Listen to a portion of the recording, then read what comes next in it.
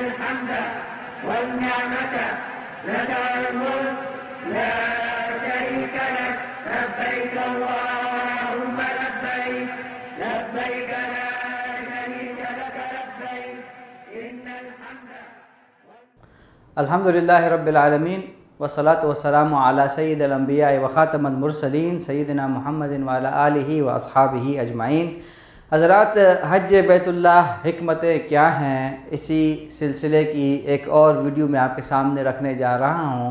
حج کا رکن اعظم وقوف عرفہ ہے، اور وقوف عرفہ کی کیا حکمت ہے، اس پر ہم آپ کے سامنے دو قسطوں میں یا دو حصوں میں گفتگو رکھیں گے، کیونکہ ہماری کوشش ہوتی ہے کہ یہ شارٹ ویڈیو آپ کے سامنے پیش کی جائے۔ اب کیونکہ موضوع بڑا وسیع ہے، زیادہ ہے، اسی لیے اس کو دو حصوں میں تقسیم کیا ہے۔ ایک اس ویڈیو میں بات ہوگی اور اگلی بات اگلی ویڈیو میں ہم آپ کے سامنے رکھیں گے۔ آپ کو معلوم ہے کہ حج کے تمام اعمال، ابھی تک جن اعمال کا ہم نے ذکر کیا ہے، آپ نے دیکھا ہے ہر عمل میں کوئی نہ کوئی حکمت موجود ہے۔ آگے بھی جتنی بات ہوگی ان تمام چیزوں میں آپ کو کوئی نہ کوئی حکمت نظر آئے گی۔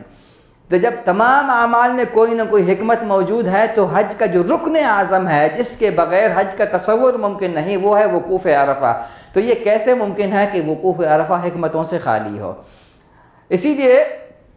رسول اکرم صلی اللہ علیہ وسلم کا ارشاد ہے، الحج عرفہ، حج تو عرفہ ہی ہے، جس کا عرفہ چھوٹ جائے، وقوف چھوٹ جائے تو اس کا حج فوت ہو جاتا ہے۔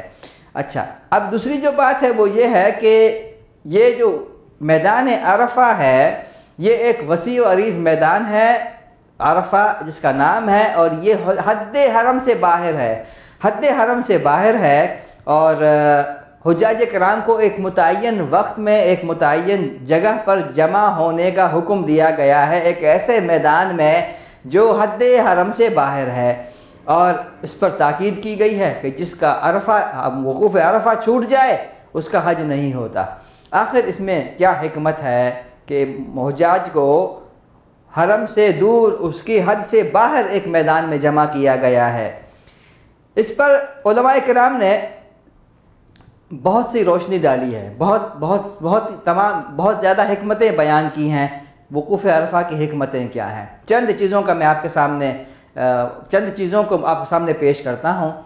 سب سے پہلی چیز تو یہ ہے کہ حجاج اپنی شان اور شوکت کا مظاہرہ، اس کا صحیح اندازہ اس وقت کر سکتے تھے جب وہ ایک کھلے میدان میں جمع ہوں۔ تمام حاجی ایک میدان میں جمع ہو جائیں تو اسلام کی اور حجاج کی اور حج کی عظمت اور شان و شوکت کا مظاہرہ ہوتا ہے، اور اگر یہی حاجی مختلف جگہوں پہ بٹ جائیں، مختلف حصوں میں چلے جائیں تو اس کی شان و شوکت اور اس کی عظمت کا اندازہ نہیں ہو سکتا تھا۔ اسی لیے ان کو ایک جگہ پر جمع کیا ہے تاکہ اسلام کی عظمت اور اس شعیرے کی شان و شوکت کا اندازہ ہو جائے۔ دوسری جو بات ہے وہ یہ ہے کہ یہ صالحین امت کا اجتماع ہو جائے۔ صالحین امت ایک جگہ پر جب جمع ہوں گے تو عمومی رحمت کا نزول ہوتا ہے۔ جب تمام لوگ ایک جگہ پر جمع ہوں، سب ایک لباس میں ملبوس ہوں، سب ایک اللہ کے سامنے گریہ وزاری کریں، استغفار کریں، اپنے گناہوں کو یاد کریں، نادم پشیمان ہو کر اللہ سے معافی مانگیں اور ایک نئی زندگی کا عہد کریں، تو کوئی وجہ نہیں کہ اللہ کی رحمت کو جوش آئے گا، اور اس کے نتیجے میں اللہ تعالیٰ اپنی رحمت کی بارش کر دے گا۔ اس بارش کے نتیجے میں کوئی شخص محروم نہیں ہوگا، اور تمام کے تمام اس فیض اور برکت سے فائدہ اٹھاتے ہوئے سب کے سب جو ہے نا اللہ تعالیٰ کے نزدیک مقبول ہو جائیں گے، اور اس کے تمام افراد کے اعمال جو ہے نا اللہ تعالیٰ سابقہ گناہ معاف کر کے ایک نئی زندگی شروع کرنے میں اللہ تعالیٰ ان کی مدد کرے گا۔ تو ایک تو یہ ہے۔ تیسری جو بات ہے وہ یہ ہے کہ جب صالحین امت کا اجتماع ہوگا اور سب گڑ گڑائیں گے، سب معافی مانگیں گے، سب دعا کریں گے ایک جگہ پر، تو چند افراد کے طفیل تمام افراد کے گناہوں کو معاف کر دیا جاتا ہے، کیونکہ بادشاہ جب نوازتا ہے تو کسی کو محروم نہیں کرتا۔ ایک اور اس کی حکمت ہے، وہ ہے میدان حشر کی یاد دہانی۔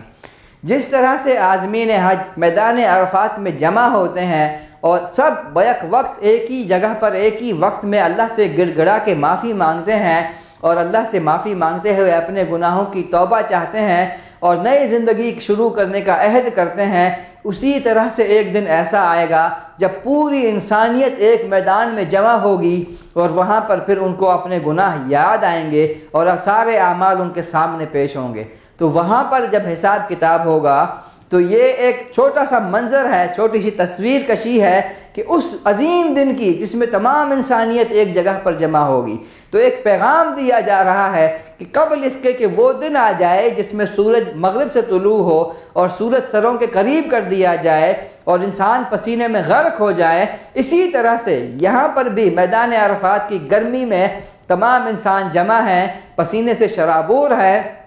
اپنے گناہوں کی معافیاں مانگ رہے ہیں، اپنی سابقہ زندگی کے گناہوں کو یاد کرتے ہوئے اس کا اقرار کرتے ہوئے اللہ سے معافی مانگتے ہیں۔ اسی طرح سے ایک دن آنے والا ہے جس میں ساری انسانیت ایک میدان میں جمع ہوگی، لیکن اس دن اگر کسی نے دنیا میں توبہ نہیں کی تو وہ وہاں پر جو ہے نا اس کی معافی اور تلافی نہیں ہو سکے گی۔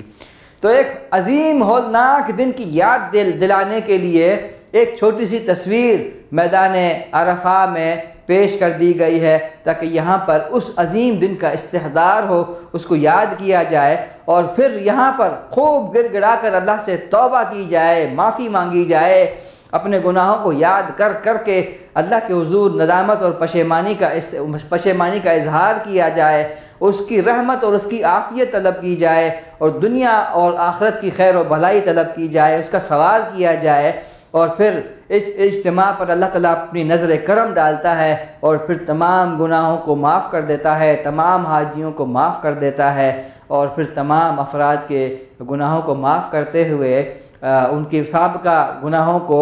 اللہ اپنی رحمت سے نیکیوں میں بدل دیتا ہے۔ تو یہ ایک پہلو تھا وقوف عرفہ کا جس پر میں نے آپ کے سامنے روشنی ڈالی ہے۔ اس کا اگلا جو پہلو انشاءاللہ اگلی ویڈیو میں آپ کے سامنے رکھا جائے گا۔ جزاکم اللہ خیر۔ لبيك لا شريك لك لبيك إن الحمد والنعمة لك الملك لا شريك لك لبيك